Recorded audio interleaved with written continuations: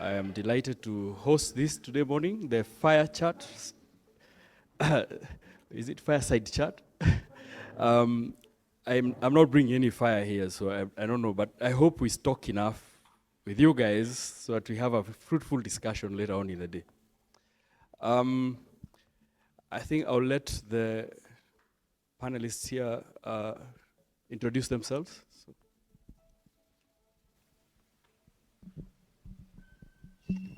Good morning, everyone. My name is Kamau Konyiha. I'm the regional CEO at Credit Info. Credit Info is a licensed CRB here in Kenya. Other than being here in Kenya, we actually, by footprint, the largest CRB in Africa. We operate in over 20 different markets. I'm responsible over 4 different markets: Kenya, Uganda, Tanzania, and Namibia. But we also cover Francophone Africa, where we've got 8 markets under the monetary union there. And in Morocco, we are in the process of opening up another 5 bureaus in Central Africa as well, which is under another monetary union in Central Africa. Thank you. Glad to be here.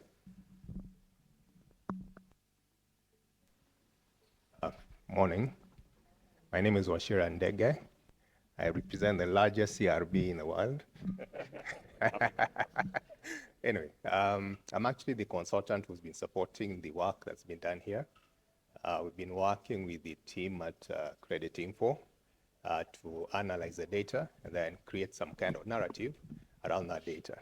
As Jared is saying, we are trying to see what value the aggregated data from the CRB can give to the market, both in terms of intelligence, creating market intelligence for lenders, for instance, policymakers, regulators, looking at gaps, like has been lovely brought up by Sila. In fact, one of the things we are looking at in this study, this research with JICA, is the gaps and the aspects that are being developed that can narrow those gaps. There's been very interesting conversations from what I've seen.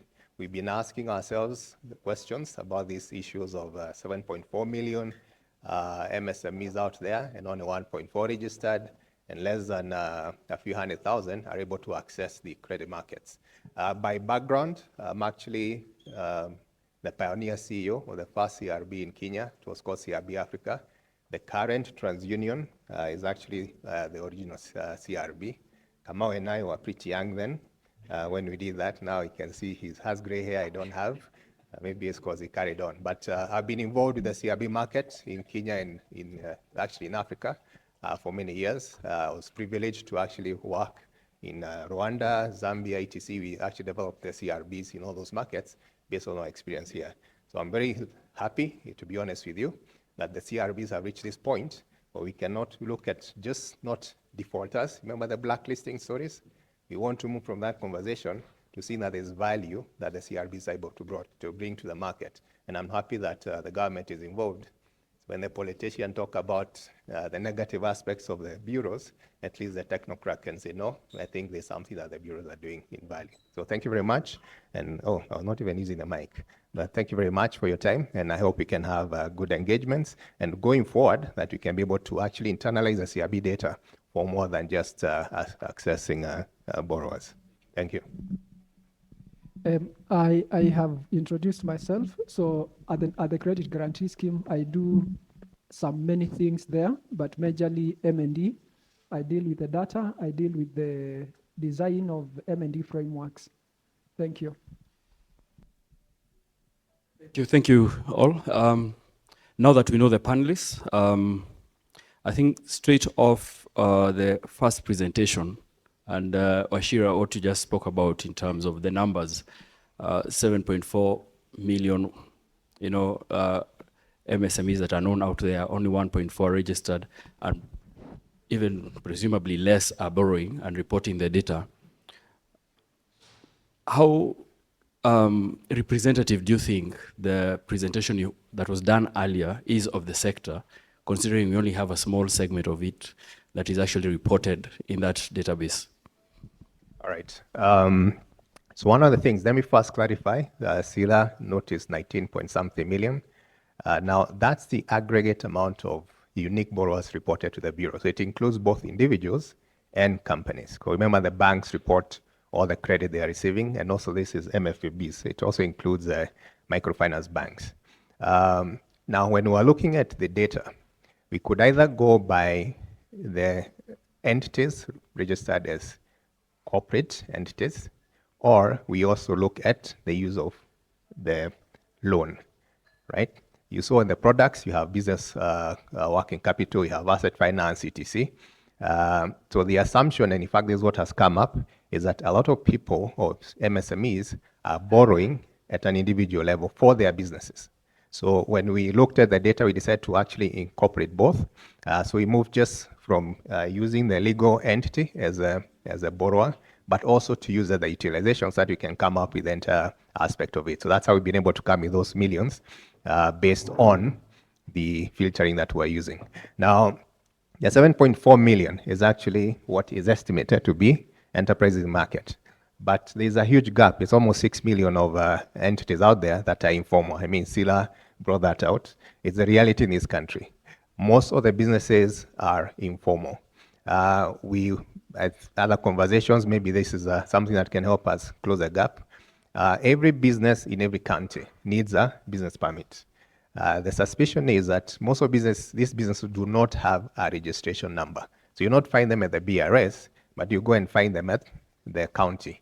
So we need to find a way of bringing that data in, because you can actually be able to capture those businesses now as legal entities based on their business permits without necessarily relying on the BRS. And then we can then be able to bring them into the formal credit market. We can be able to see how they can be able to benefit. But yeah, it's a issue. It's nice that it's not just the data we've looked at. Even government itself has noticed that there's a lot of informality in the market. Okay.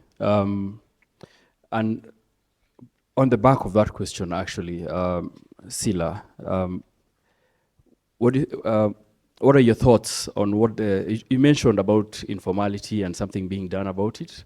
What are your thoughts, actions, approaches that you think can be taken to minimize this informality, especially for the micro and SME? I think the presentation by Jared actually began it. We need a benchmark. We need to define where we are starting this discussion from, and by being able to look at an aspect of MSMEs in the 19.5 million borrowers, you have already made the first step, because then the issue of MSMEs in this country cannot be separated from the owners. If the owner is sick, the business gets sick. If the owner is happy, the business gets happy.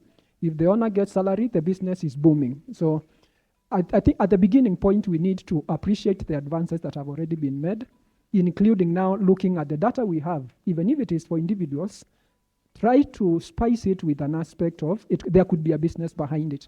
But now the issue is, from where we are, being able to trace the businesses where they are, what form of registrations do they have, without being rigid with, I need an incorporation certificate, I need a business name reservation. Where are they? Who registers them? Because even the informal businesses, the county governments will have a name. They will know them. They may not know them by a business name, but the owner is known, and they know that the owner is selling bananas at some point at Marikiti and all that. But now, if you can trace them there and take them up, you can lend them with that for once and give them conditionalities on moving to the next phase of formalization. Maybe you are saying by end of 6 months, we will help you. We can work together with BRS. We can work together with the KRA people who will help them fill the things that are needed. Because truth be said, we still need the businesses formalized. Internationally, they cannot engage if they still go out as individuals. So it is in their good interest. I think the challenge has been stated by some businesses that it's tax issues that they're avoiding. So perhaps formalizing, they're running away from formalizing because of that, and perhaps that could be one of the other things for consideration. Before lose track of the presentation, the first presentation, Wachira,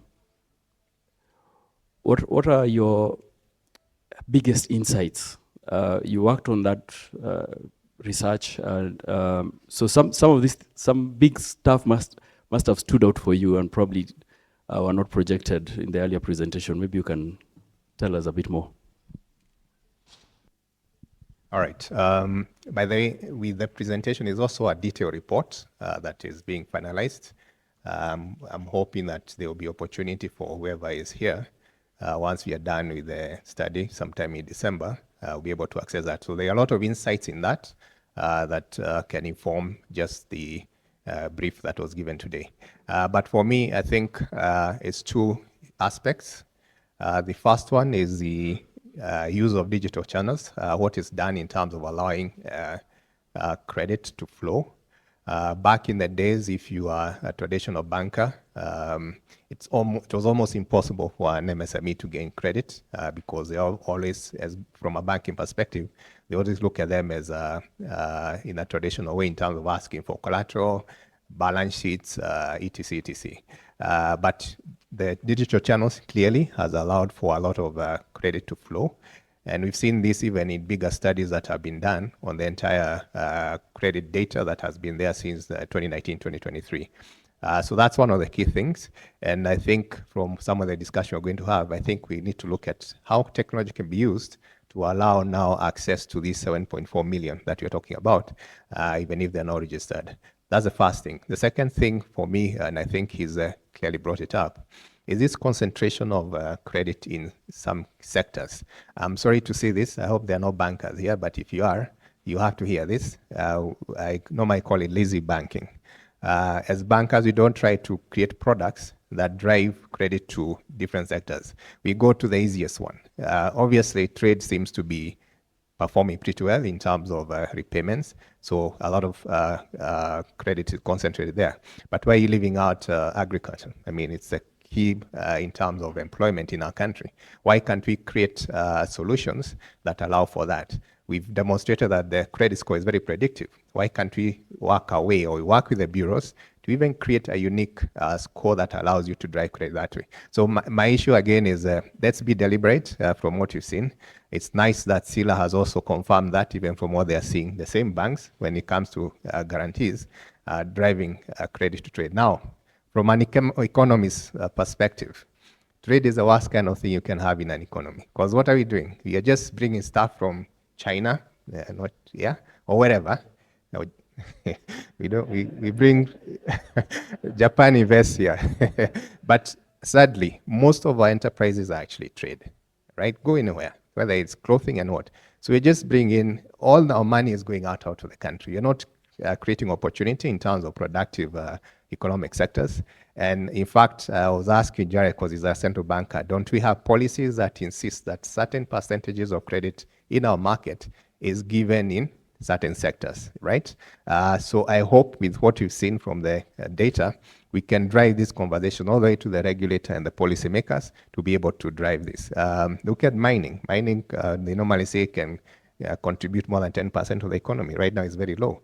But if you look at the credit extended to mining sector, it's very little. Yet the performance is not as bad as you find in other sectors. So for me, those are the two main things that came up. First, technology can be used to expand reach to these MSMEs that banks have problems with.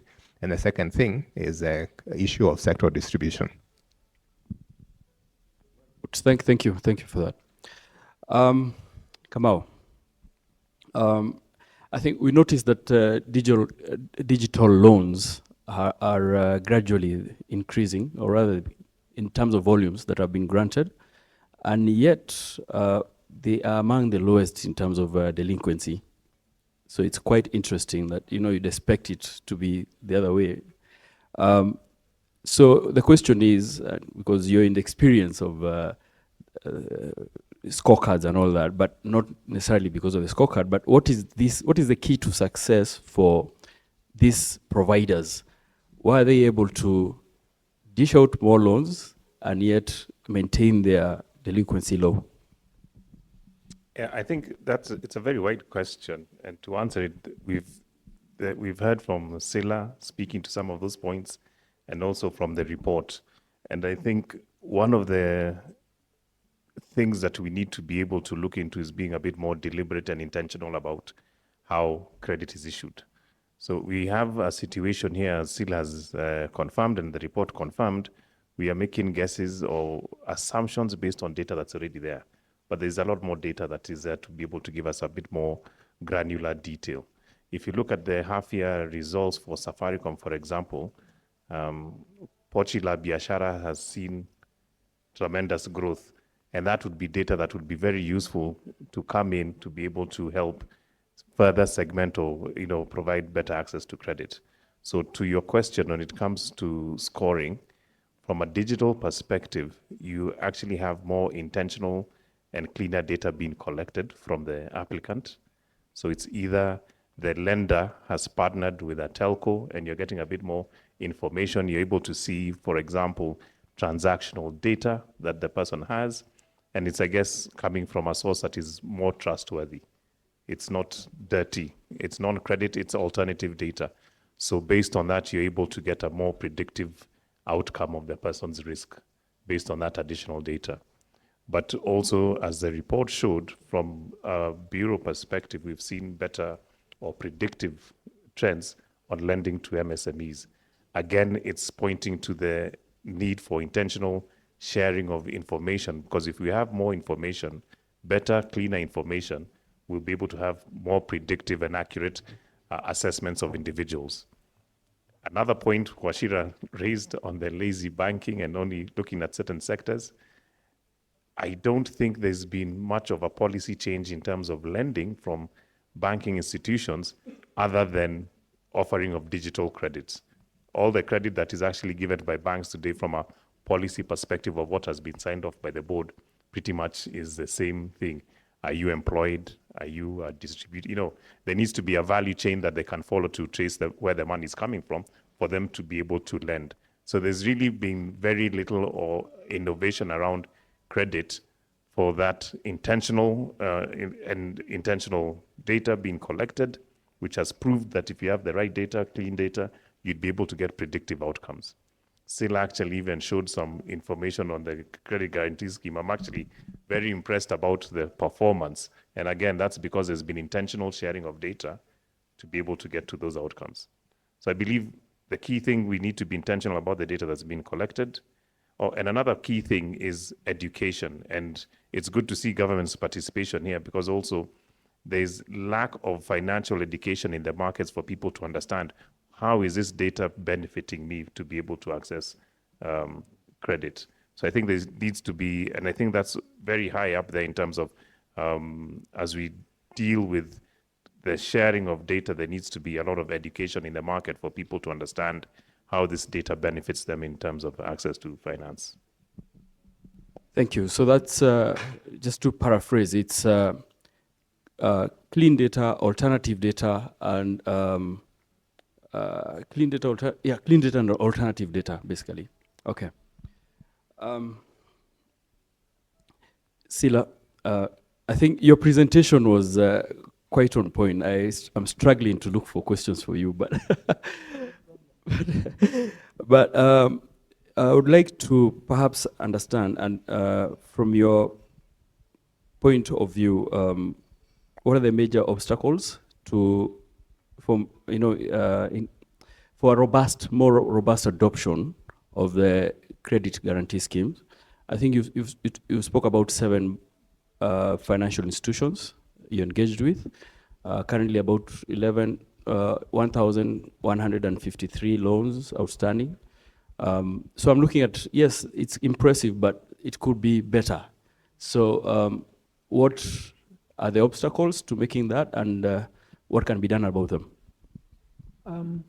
That's an interesting question. It could take a conference to, but majorly, you need a framework that is able to learn and evolve. What we have noticed in the last, 4 years of implementing the guarantee, we were quick to take the lessons, but then because of the rigidities of the framework, it is very difficult to evolve and take on board new lessons. So I'm imagining that we need a framework that has those strengths, quick to learn and agile. I mean, all of it is agility actually. So that if you learn that what you have said about registration is your problem, you should have the wherewithal to turn the old framework again and repurpose it very quickly. And I think that is what we are doing with the establishment of the company, moving it from, well, we are a country that likes laws, but they take long to enact. So if you put your problem in a law, you'll be stuck with it for long. So you move it to the Companies Act, where the operations are a little bit more agile and business ready, and some of these things can be identified and resolved on the go. That is the first thing. In terms of agility, again, you want to have a framework that can take in new ideas, and that can take leadership in the market. What I think Kamau and I think also yourself are saying, that we need to see more innovation, even from the financial institutions. Sometimes you can have very good products, very good ideas, but they are not matched with the innovation at the lending level.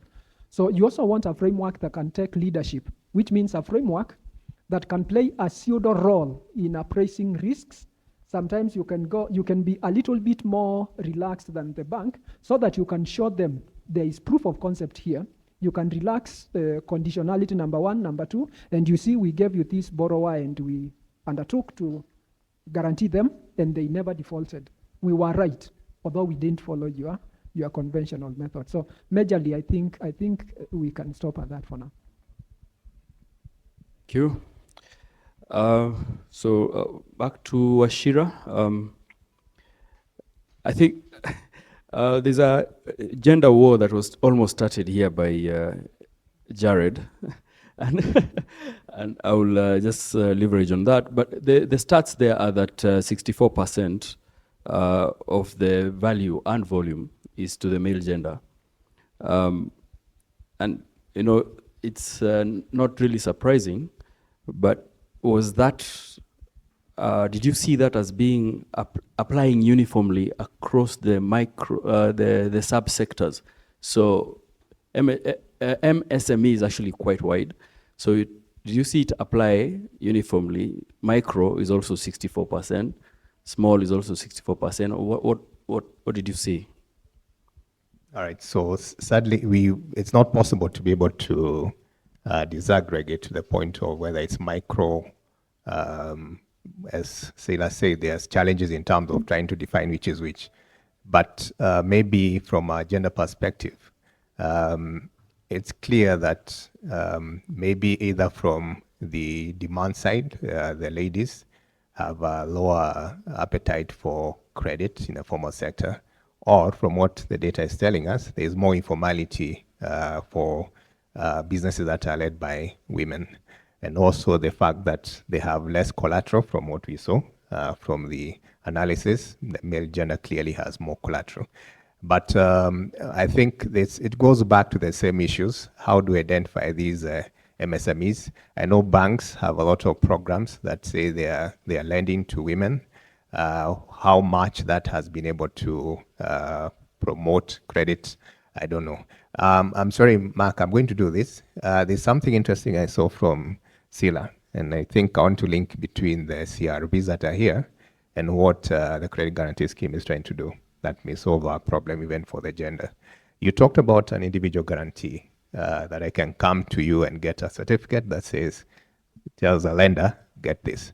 I only have one question. How do you determine my qualification? And two, come on, I'm trying to get you business here in the bureaus here. There is obvious linkage to me here. The bureaus have credit profiles for these borrowers. There must be a linkage between me being able to come to you, getting this confirmation that you can guarantee my facility with the bank. Then I go to the bank as one of those 6 million who are outside the system and be able to borrow from them. So, Mark, you allow me to ask, to see how these two gentlemen would bring in that linkage. Okay. Actually, what you are saying and what you have in mind, Bwana Wachira, is actually what I'm also saying. We need to move the market leadership, especially in the next phase of lending, where we want to go to the frontiers, from the lenders only. I think if we play a waiting game, we will be too late. So we need somebody else who can also take the first step. If they take, okay, if we take together, or if we take ahead, then the market can learn. And that's where I was now introducing market leadership, where you have the individual guarantee. Then we can look at other aspects of economic importance, other aspects where we want the market to tend towards, and using the information that is available, expertise, including credit info, credit score, those things, and make a decision which is outside the bank. The only thing that we present to the bank is that the borrower goes with a certificate. There is an undertaking. This loan is covered, but we have done the appraisal. Of course, it depends on being able to onboard the expertise, the technology. Of course, I mentioned technology. In 2020, actually, we had a system that could try to score borrowers. So you get the information and you can create an internal score, which you can use to make decisions. And then if that certificate is funded by the bank, then you have actually an experiment that you can use to move the market to the next phase. That's how I was looking at it.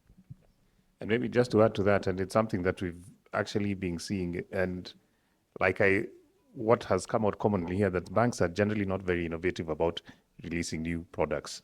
So we actually forced to work in partnerships with different people to be able to, I guess, I don't want to give too much detail, we lead generate, or we source customers out there to present to banks for them to lend.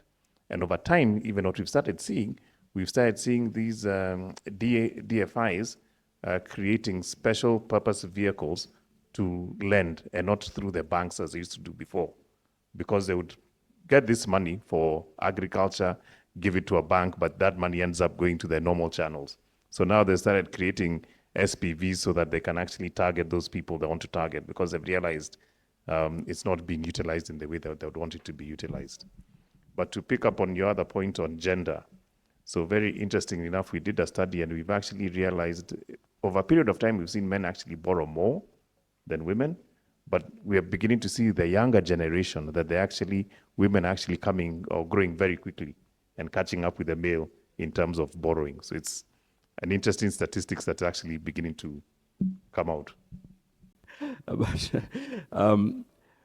still, that data, we still can't disintegrate, disaggregate it. English, to MSME. We had the struggles that Wachira was talking about, identifying who they are, so it has to use many other. So what can be done about that to make it easier for bureaus and industry basically to figure that out? I think it's the adoption of technology in the process, and also the intent. As Sila mentioned, for example, in the banking sector, you don't have the categories for some of these people so that you can be able to drill down to those levels. So I think it's being intentional and leveraging on technology to be able to get this data. Where we've come from is, we're in a good place, but there's still a distance to go. We've come from very far. I think as Wachira has reminded us, he's the founding CEO of CRBs. When we started, I think we had, if I remember correctly, I think at the peak we had maybe something like 700,000 records on the bureau, or individuals on the bureau, because it was purely negative. Now we are looking at close to 20 million, if not more, and that's just within the banking sector. If you're now to go further to the SACCOs, to the credit only, there's a lot of data. You'd probably start hitting more. I think Hustler claimed to have lent to over 23 million individuals. So there's quite a lot of data that is out there. We just need to be more intentional about how we are picking it up so that we can be able to disaggregate that information and get those channels. Again, using, like Wachira said, you go to the county, you've got registered businesses. You go to the business registration services, that information is not there. So we've not been very intentional about how we're collecting this data, then using it to be able to fine-tune decisioning. So you don't have time, but I'll let the participants maybe just have a last word as we leave. Sila? For me, it's a pleasure to participate in this meeting. I have benefited a lot. I'm likely to be asking for the report, and I want to use it to share with my colleagues as we make headways in the other discussions. I think there is a lot that we can take home from the report that is being presented here. So I'm looking forward to more engagements on this discussion so that we can see how we can advance the credit markets. Thank you. For me, just an appreciation for everybody who's attended today. As you heard, the bureaus have come from very far, but the perception for bureaus has been very negative because of how they're presented. And there's obvious value that can be gained from all this data that's been collected. And if we're able to keep showing this value, I think we can be able to change the conversation around what bureaus can be able to do in the market. So I just want to congratulate those people who are still running bureaus. You've done an awesome job. And also the fact that we've now been able to bring other parties, like as you had the collateral registry and the credit guarantee scheme, to show how this can be used to facilitate lending to all these, what do you call it? The people who are not able to access credit. Thank you very much.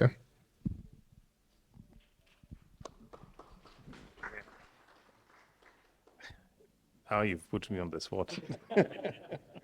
So I guess for me, and I'll say for me, I think we need to work more, especially with government, in financial education. There's a lot out there that we need to tap in more to be able to educate people. Like the credit guarantee scheme is actually something that's very good. The sharing of data is something very good, as we've seen the scores are able to predict. Innovation and getting people to understand how to use finance or how they can access finance would actually help in actually improving the sort of portfolios that the lenders would actually have, because people don't know. The CRBs, as it is today, there's a negative connotation to it, and it's something behind there that does something that we don't know. But the more people can be allowed to interact with the CRB, see what the CRB says about them, be able to access credit, they'll have more confidence to be able to go and borrow and be able to fund their trade or whatever business it is that they're doing, which is very key. So I think it starts with market education, and we are very keen to partner with government to go out there, train, educate individuals and MSMEs about the CRB's credit, so that as a way to lift them up. Because there is a lot of credit that's actually going on out there, but it's not formalized. So we have a lot of people missing out on what they could actually get. Today, a lot of the banks, at least when you borrow digitally, we see very many people borrowing from many borrowers. So the guy has probably borrowed maybe 200,000-300,000 within that month, but no single lender would give that person that 300,000 because they don't trust them. But there's enough data there for one lender to say, actually, you're good for the 300,000, go and do something meaningful with it. So if we educated more of the people, I think the banks would have, or the lenders would have more confidence in extending more credit to the market. Okay, thank you, panelists. This has been the fireside chat. I hope we have stocked your fires for the next sessions. There will be more. And unfortunately, we don't have time for you to ask the questions directly, but there will be group sessions, and I hope you'll utilize them for that. Thank you very much. Thank you, Kamau, Ashira, Sila.